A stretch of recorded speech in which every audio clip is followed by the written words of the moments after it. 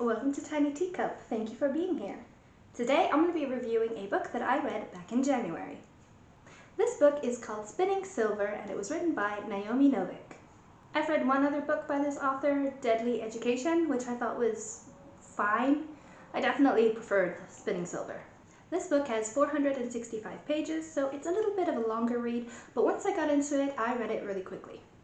The main character of this novel is called Miriam, who is the daughter of a very unsuccessful moneylender. Her father never has the heart to ask for the money that he has lent away back, so Miriam, who is sick of their situation, decides to take over the business and, by being pretty ruthless and cold, quickly gains a reputation for being able to turn silver into gold. Metaphorically speaking, of course, but it does gain the attention of the Stark. They are fey creatures from a different realm who only appear in winter and terrorize the people in Miriam's world. And they also have an obsession with gold, which is why the Stark King comes to Miriam and demands that she turn silver into gold for him 3 times, and if she does it successfully, he will marry her and take her away to his realm. If that plot sounds familiar, it is because it was inspired by the fairy tale of Rumpelstiltskin, which it does reference in the beginning of the book. But it's also inspired by more general mythology and folklore. For me, any fantasy novel lives or dies by its world building. I don't need a massive amount of world building. I don't need the author to have figured out every single detail of what makes this world tick and put it in the book, because that can definitely be overwhelming, but I need it to feel real and genuine when I'm reading it, which I think is a lot harder to do well than people think. And I have to give props to this book. I think for the most part it did a really good job of making the world feel real and genuine. It also had some very interesting characters, especially the female ones. I love a female character who is allowed to be ambitious and ruthless in achieving those ambitions. I did think there were a few too many points of view in the story. I counted at least 4, and they're all written in first person with no way to distinguish between who is speaking, so that did get confusing after a while. Also, the pacing wasn't perfect. There were some parts that I felt were a little bit rushed and others that felt a little bit too slow. And then just completely personal preferences. There were 2 instances of 2 tropes that I'm not a huge fan of. One is forced marriage. 2 of the girls are forced into marriage with men that they don't like. And that's not a huge deal breaker to me. I think it is a trope that can be done well. It's just not something I would prefer to read about. The other trope does get into spoilers, so please stop watching if you want to keep a spoiler-free review. It is the trope of the evil man who becomes good through the love of a woman.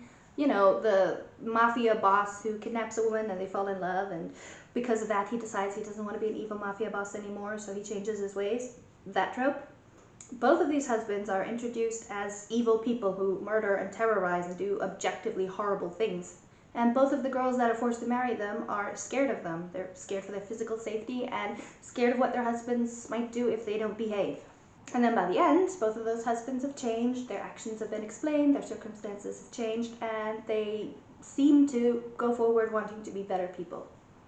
Now, I do love a villain who is only bad because of the way that they were raised or because of the circumstances that they have found themselves in.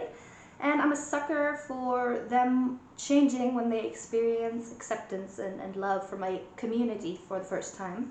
I just don't like it when that love and acceptance only comes from a romantic partner.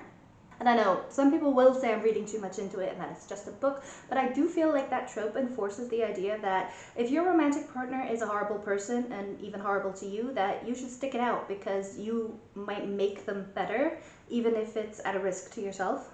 And that might work out in books, but I feel like it isn't said enough that in real life, if your partner makes you feel unsafe or is a terrible person, it is not your job to stay and try to fix them. You are allowed to and you should leave. But that's just really a rant on the trope in general. In this book, both of the girls are actively trying to escape their husbands, and they don't really put much or even any effort into trying to change them.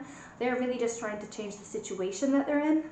The men change because the circumstances change, which were brought about by their wives, and it seems like only then do those relationships turn into something romantic. So in this case, I will allow this trope. I still don't love it. I can never really get on board with any relationship that begins with intimidation and threats, but it wasn't a deal breaker for me in this book, and I still really enjoyed it. It's just something that I did want to bring up. So all in all, I give this book 4 out of 5 stars, and I think you would really enjoy it if you're into fantasy that is inspired by mythology and folklore. But that's my review. Have you read this book? Did you enjoy it? Or do you have any recommendations for books you think are similar that I might enjoy? Please leave it in the comments below because I would love some more recommendations. That's it for me. Thank you for watching. I hope you have a wonderful day, and I hope I will see you in the next video. Bye!